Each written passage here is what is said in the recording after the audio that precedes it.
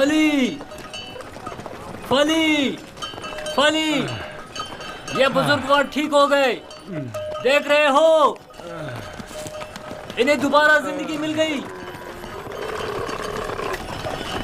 तुम ठीक हो गए? देख रहे हो कि ठीक हूँ। तुमने इसे सही किया है ना? मैं? उसी तरह जैसे कदमीर को शिफा दी थी। खुदा शिफा देता है, मैंने तो सिर्फ दुआ की थी। जनाब मालिक, जनाब मालिक, आइए और आकर देखिए, बीमार शिफायाब हो गया। आइए और आकर देखिए।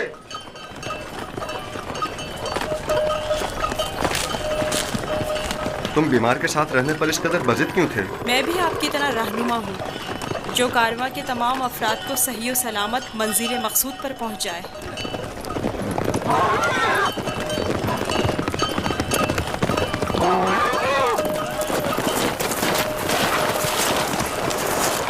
क्या हुआ है? तुम ठीक हो गए? यूसुफ ने कहा तख्त से नीचे उतर आइए और पैदल चलिए, और मैंने भी वैसा ही किया। अब मैं ठीक हूँ।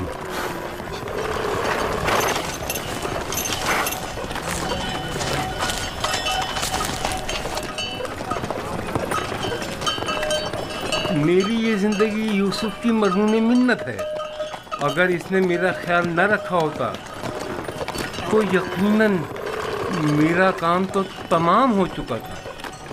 थोड़ा सा ख्याल रखना, ये तो कोई भी कर सकता है। मैंने कुछ खास नहीं किया। ये शख्स मौत की दहलीज पर था, इसके बचने की कोई उम्मीद न थी। मुझे नहीं पता तुम्हारा खुदा कैसा खुदा है, लेकिन बस इतना जानता हूँ, बहुत कुदरतमंद है और तुम्हें भी बहुत पसंद करता है। चले रवाना हो। मैंने देखा कि तुम मेरे हक में दुआ कर रहे थे, बस उसी दुआ ने मेरी हालत बहाल कर दी। हरकत करें।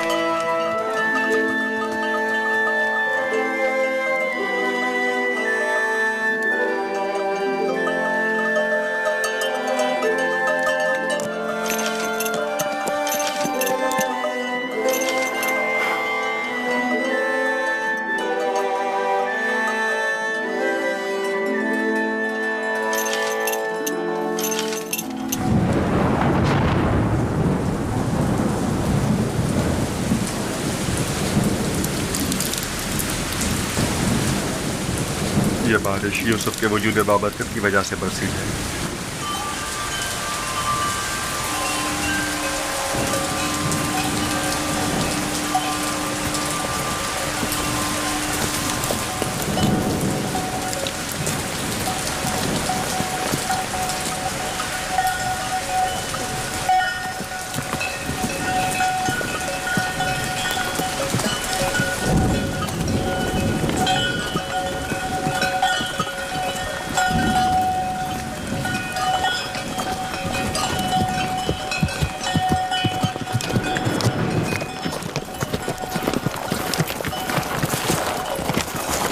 वो सरजमीन मिस्र है, आधे दिन से ज्यादा का रास्ता नहीं।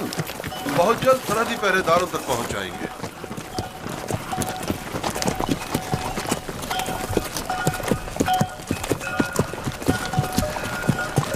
मगर मुझे यहाँ तक तो कोई पहरेदार दिखाई नहीं दिया।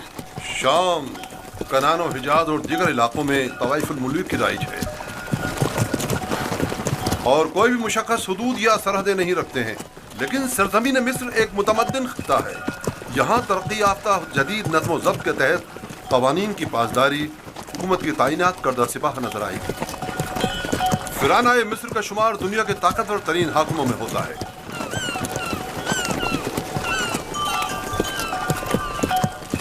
खुदाया, इस दयारे गैर में मैं खुद को तेरी पनाह में देता हूँ और तुझी से मदद तलब करता हूँ।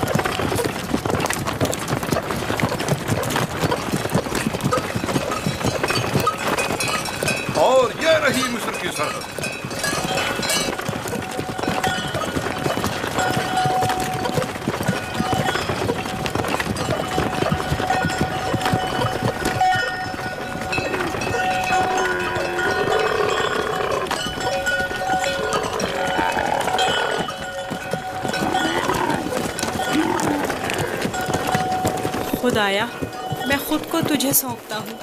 इस अजीब व गरीब सरजमीन पर मेरा तेरे सिवा कोई नहीं है।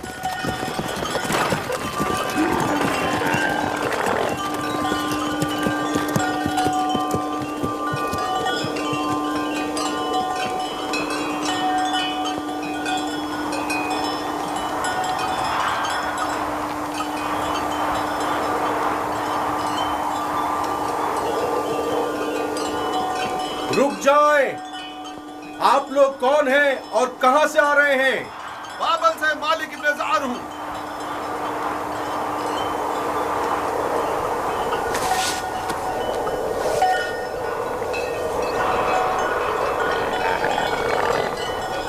ठीक है, जा सकते हैं। चलो।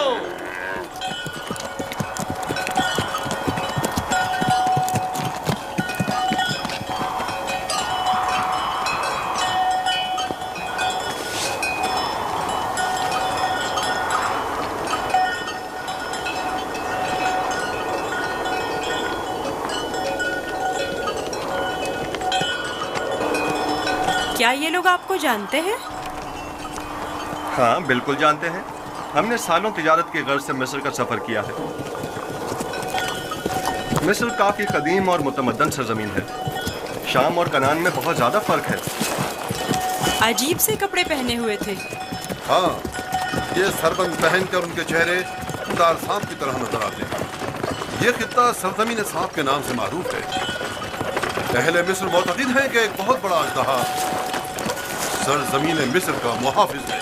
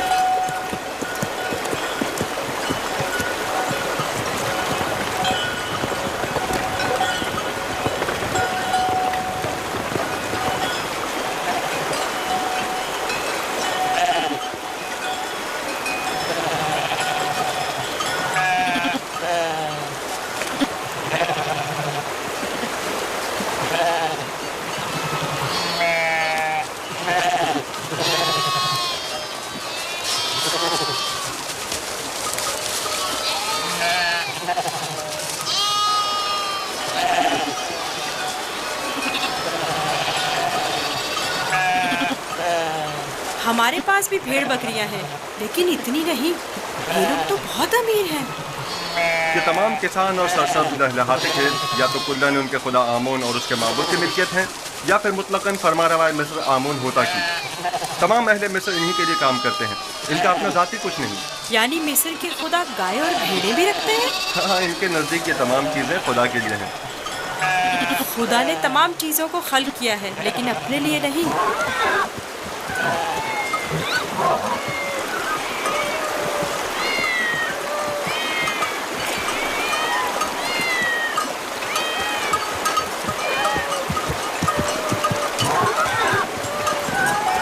ये इतनी सारी बिल्लियां यहाँ क्या कर रही हैं?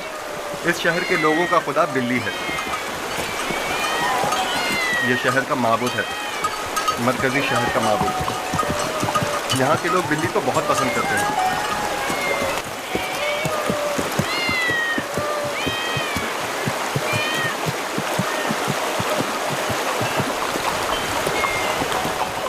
मुझे ऐसे क्यों देख रहे हो?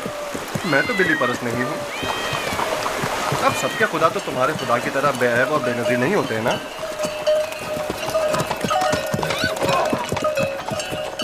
जनाबे मालिक, इस शहर के लोगों का खुदा बिल्ली है जो खाना भी खाती है। ज्यादा ताज्जुब करने की जरूरत नहीं। इस सरजमीन के खुदावन तो मर्तबे, भेड़, बकरियां, हत्ता के ज़नो फर्जंद भी रखते हैं।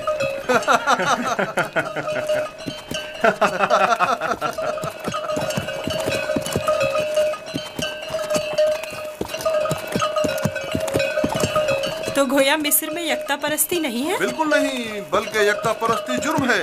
और तुम भी यकता परस्ती के मुताल्लिक कभी कोई बात ना करना और ना ही इनके खुदाओं की अहानत करना। लोग बर्दाश्त नहीं करेंगे।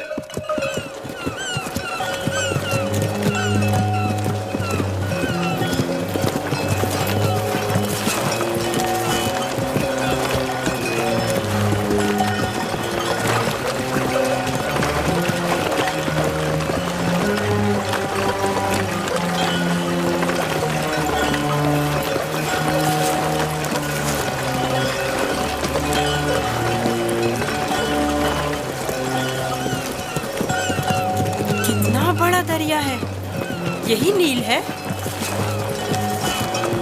ये तो नील का बच्चा है, यानी नील की एक शाख। नील इससे कहीं बड़ी पुरशुको और मुकद्दस है।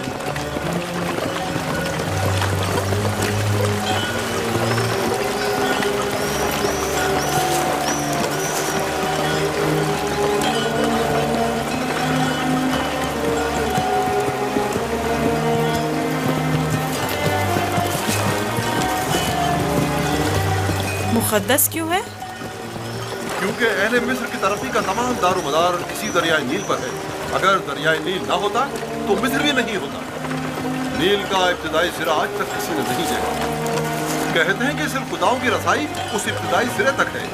ये दरिया जुनूब से शुमाल की जानिब बहता है और बहराए रोम में जाकर गिरता है। हम इस वक्त शुमाल से जुनूब की तरफ कदीमी शहर तिब्स की जानिब जा रहे हैं।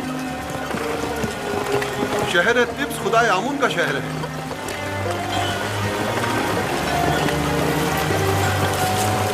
नील के उस तरफ दुनियाए गर्ब है, मुर्दों की दुनिया। वो बड़े बड़े अहराम फरानाए मिस्र के मकबरे हैं।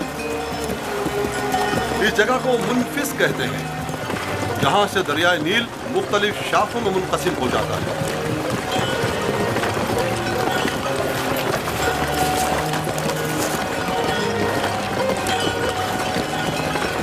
अगर यूसुफ को किसी सरवतमंद के हाथों फरोख्त किया जाए तो न सिर्फ यूसुफ को नेमत और खुदासाई जिंदगी मिलेगी, बल्कि बेशुमार मालूमता हमारे भी हाथ आएगा। काश ऐसा मुमकिन होता कि यूसुफ को न बेचें।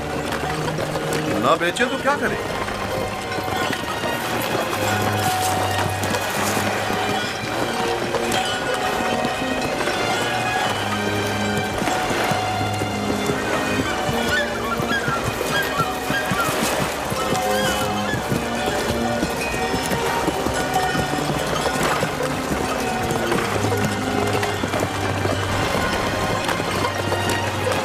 हम जुनूब की सिमत सफर कर रहे हैं और हमारे दाएं तरफ मुर्दों की दुनिया गर्ब वाक़ है। वो जहाज अजसाद के हमलो नकल के लिए मखसूस है। नील के इस तरफ जहां हम इस वक्त हैं, कदीमी शहर तिब्स वाक़ है। शहर तिब्स अहले मिस्र के खुदाओं का शहर है और फरमानवाए मिस्र आमून हौदा की हुकूमत का मरकज यही शहर है। इस शहर तिब्स को खुदाए आमून का शहर भी कहते हैं।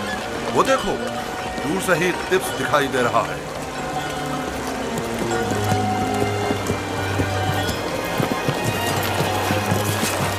ये रहा तिब्स शहर, 100 दरवाजों वाला शहर। 100 दरवाजे? 10 दरवाजों से ज्यादा नहीं है, लेकिन जो मुसाफिर भी तिब्स शहर को देखते हैं वो अपने शहर वापस जाकर इसे 100 दरवाजों वाले शहर के नाम से याद करते हैं।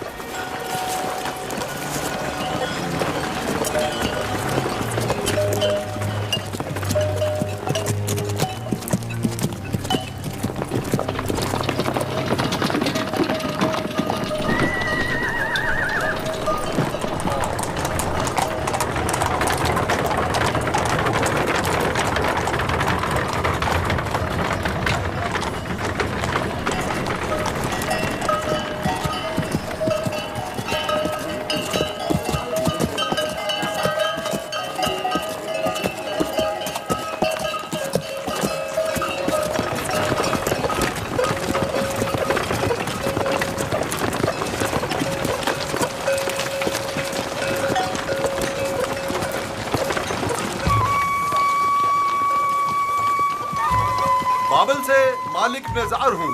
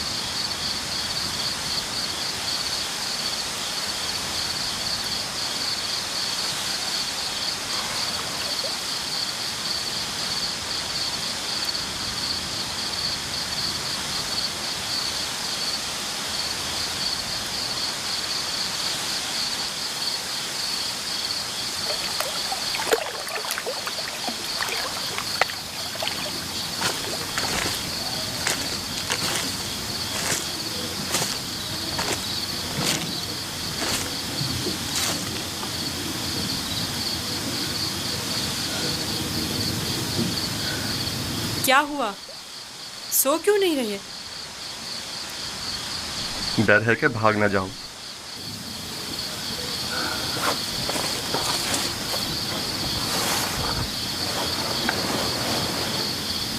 तुम कौन हो? आखिर तुम क्या हो? इस सवाल का जवाब मैं पहले दे चुका हूँ। यूसुफ, तुम्हारे खुदा के मुकाबले में मेरे खुदा मजबूर और लाचार हैं। तुम मुझे अपने खुदा के बारे में कुछ बताओगे?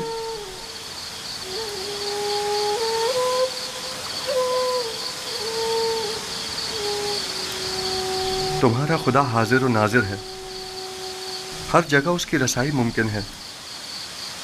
मैंने देखा है कि तुम आसानी से उसके साथ राब्ता बरकरार कर लेते हो। वो भी तुम्हारी आवाज को सुनता है और तुम्हारी दुआ कबूल करता है। मुझे यकीन है कि तुम दीगर इंसानों से मुख्तलिफ हो। तुम में ऐसी गैर मरी ताकत है कि जब जो चाहो कर गुजरते हो। लेकिन हर वो काम जिसमें मेरे खुदा की रजा शामिल हो। ये तुम्हारा खुदा कैसा है जो हर जगह तुम्हारा मुहाफिज है? आपने बखूबी उसके औसाफ बयान किए हैं। मैं चाहता हूं कि उस पर ईमान ले आऊं। आप उस पर ईमान रखते हैं, तजदीद ईमान की जरूरत नहीं। मैं ईमान रखता हूं।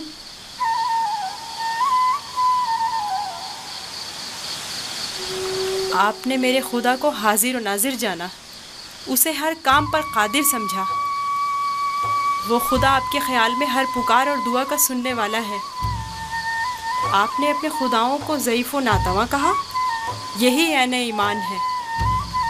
यानी तो क्या मैं इस वक्त तुम्हारी तरह यकता परस्त हूँ? आप तो उसी वक्त यकता परस्त हो गए जब कतमीर के हाथ को शिफा मिली। मैं आपके किए गए सवालों से ही समझ गया था। आखिर तुम कौन हो? क्यों नहीं बताते? बज़ाहिर एक गुलाम, लेकिन दरपर्दा जैसे तुम हमारे आका व मालिक हो। तुम्हें खुदा यकता का वास्ता, बताओ। कसम ना दे कि मुझे बताने की इजाज़त नहीं है। सिर्फ इतना बता दूं कि ये तमाम वाक़यात खुदा के इरादे से वक़ू पज़ीर हुए हैं और वो यूसुफ को भी एक बड़े मुक़द्दस हदफ के तहत यहाँ मिस्र लाया है। कौन सा हदफ? कम से कम यही बता दो। नहीं जानता, आइंदा मालूम हो जाएगा। मैं मालिक को तुम्हें फरोख्त नहीं करने दूंगा। मैं उसे रोकूंगा। वो तमाम चीज़ों से बाखबर है। अगर वो मुझे गुलाम देखना पसंद करता है तो मैं भी राज़ी हूँ।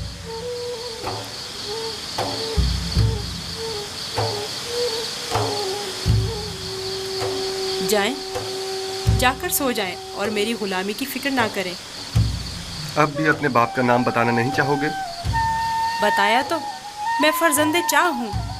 वही कुआं जिससे तुम्हें बाहर निकाला था। ठीक है, मत बताओ, कभी न कभी तो पता चल ही जाएगा।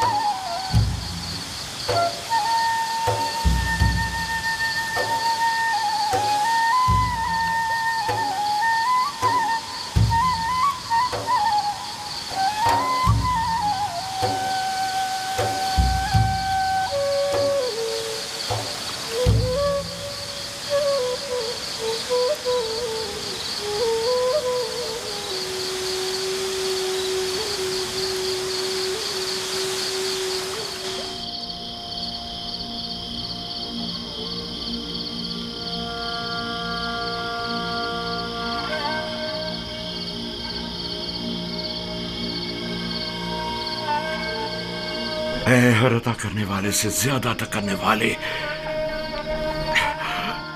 तूने जो हदिया मुझे अता किया था वो अब कहाँ है?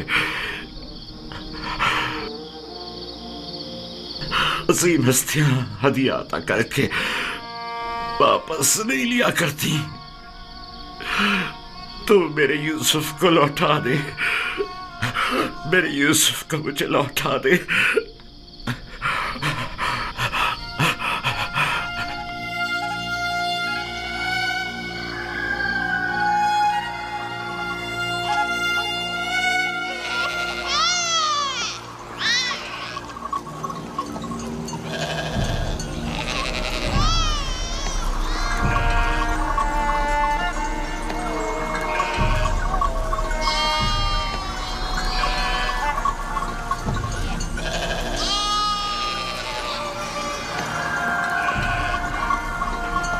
तुम जहां भी हो, खुदा तुम्हारी हिफाजत करे। मुझे यकीन है कि तुम जिंदा हो।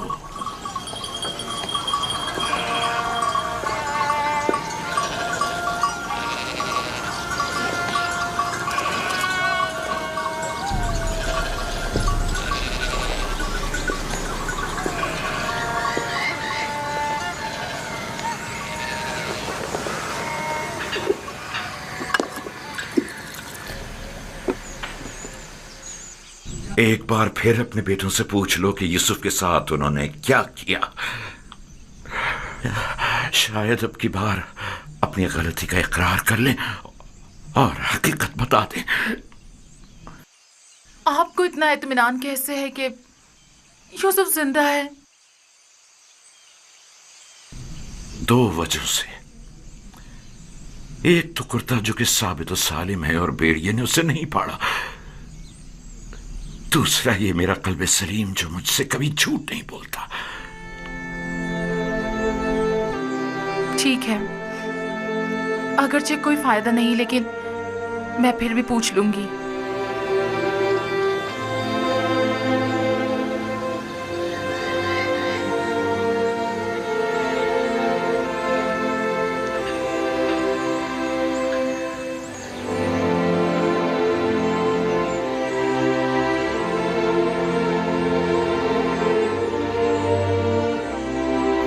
मैं चाहता हूं कि वो अपने गुनाह का इतराफ कर ले, तौबा कर ले। शायद खुदा उनके गुनाह बख्श दे। हमने अपनी आंखों से नहीं देखा, लेकिन यकीन है कि भेड़िया ने ही यूसुफ को खाया है। कितनी बार बताऊं? अगर 1000 बार भी बताओगे तब भी झूठ ही होगा। दिल तो चाहता है कि अभी तुम बच्चे होते और मैं तुम्हें ताजिया ने मार मार के तुम्हारी खाल उधेड़ देती। अगर भेड़िए ने यूसुफ को खाया है तो उसका कुर्ता क्यों नहीं फटा? हमें भी नहीं पता। हमारी खुद समझ में नहीं आ रहा है कि हुआ क्या है। मैं तुम पर लानत भेजती हूँ। तुम लोग झूठ बोल रहे हो। यूसुफ को किसी भेड़िए ने नहीं खाया, बल्कि उसे भेड़िया सिफतों ने मारा है। भेड़िया सिफतों ने।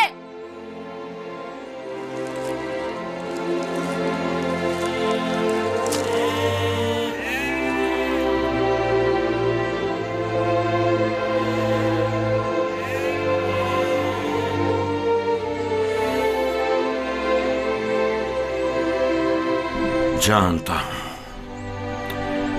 फिर यही कहा होगा कि यूसुफ को भेड़िया खा गया। उम्मीद करता हूं कि इससे पहले कि देर हो जाए उन्हें अक्ल आ जाए।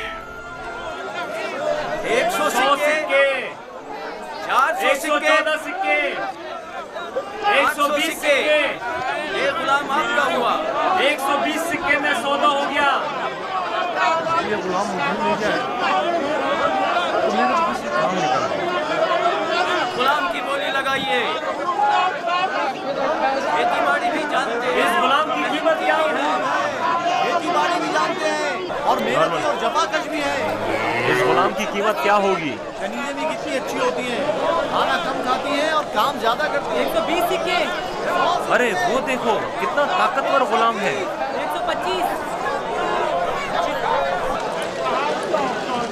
ये खेती बाड़ी। अरे वो देखो कितना ताकतवर गुलाम है।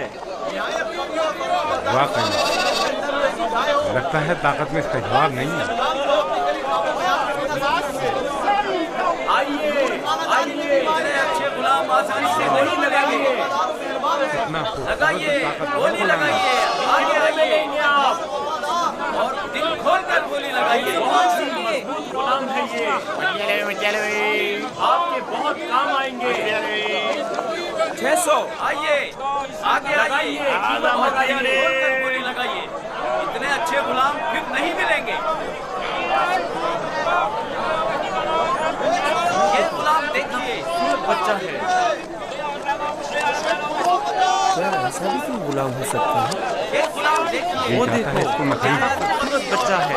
इसकी क्या बोली लगेगी?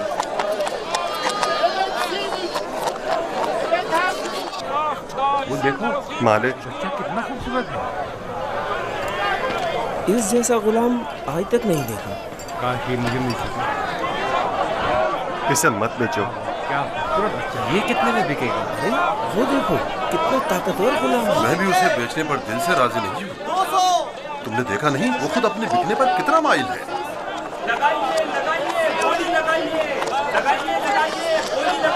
इस गुलाम की कीमत क्या होगी?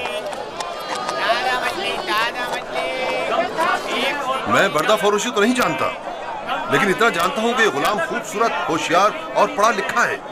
दीगर मजीद खूबियाँ भी हैं इसमें जो इसकी कीमत बढ़ाती हैं। ये गुलाम मैं इसे कम कीमत में नहीं बेचूंगा। ये माबिद के लिए बेहतरीन खिदमतगार साबित हो सकता है और मुस्तकबिल में बतौर काहिन लोगों को माबद की तरफ माइल कर सकता है। कोशिश करो इसे हम खरीद लें। 50 सिक्कों से बोली शुरू कर दूं? 50 सिक्के कबूल है। इसकी कीमत इससे कहीं बढ़कर है आली जनाब। 150 सिक्के। नहीं, ये तो बहुत कम है। जाएगी वो खुश हो जाएगा। इससे ज्यादा कीमत कौन लगा रहा है?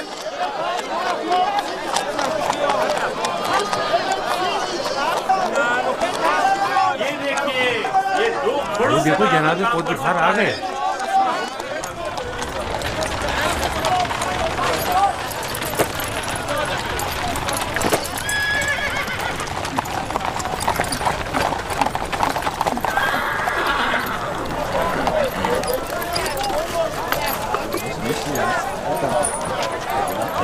ऐसे गुलाम जो आपने कभी ख्वाबो ख्याल में भी ना सोचे होंगे।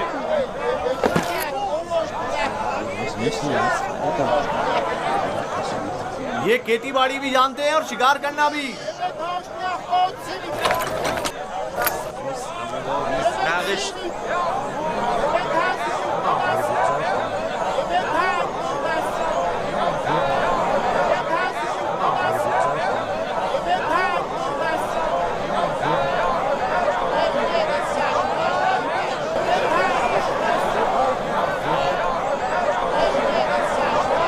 क्या गुलाम इतना खूबसूरत हो सकता है? हमने ऐसा गुलाम कभी नहीं देखा। कितने में बिकेगा? मैंने इससे खूबसूरत बच्चा नहीं देखा। ये बच्चा बहुत खूबसूरत है।